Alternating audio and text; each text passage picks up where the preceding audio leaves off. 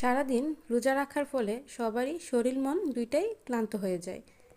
তবে ইফতারে যদি থাকে এক গ্লাস রিফ্রেশিং শরবত, তাহলে শরীর আর মনের ক্লান্তি এক নিমিষেই দূর হয়ে যায়। আজকে আমি ইফতারে বানিয়েছি মহাব্বতের শরবত। তার জন্য প্রথমেই একটি পাত্রের মধ্যে নিয়ে নিয়েছি 2 গ্লাস দুধ। দুধটা কিন্তু অবশ্যই ঠান্ডা হতে হবে। তারপর দিয়ে দিচ্ছি পরিমাণ মতো চিনি। যেহেতু শরবত বানাবো, চিনির পরিমাণটা একটু বেশি দিতে হবে যাতে পর্যাপ্ত পরিমাণে মিষ্টি হয়। তারপর দিয়ে দিচ্ছি 1 চামচের মতো ফুড কালার। আপনারা যারা রুয়াবজা খেতে পছন্দ করেন তারা রুয়াবজাও অ্যাড করতে পারেন।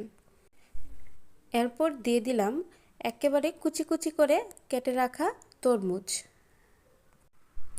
এবার সব কিছু একসাথে নেড়েচেড়ে মিশিয়ে নেব। শরবতটা খাওয়ার সময় যখন তরমুজটা মুখের মধ্যে পড়বে, তখন কিন্তু এর স্বাদ অনেকটাই বেড়ে যাবে। আপনারা যদি আরও অনেক বেশি ঠান্ডা ঠান্ডা খেতে চান, তাহলে এর সাথে কয়েকটা আইস কিউব মিশিয়ে নিতে পারেন। সারাদিন রোজা রাখা শেষে এই 1 গ্লাস শরবত খাওয়ার পর শরীর মনের ক্লান্তি একেবারেই দূর হয়ে যাবে।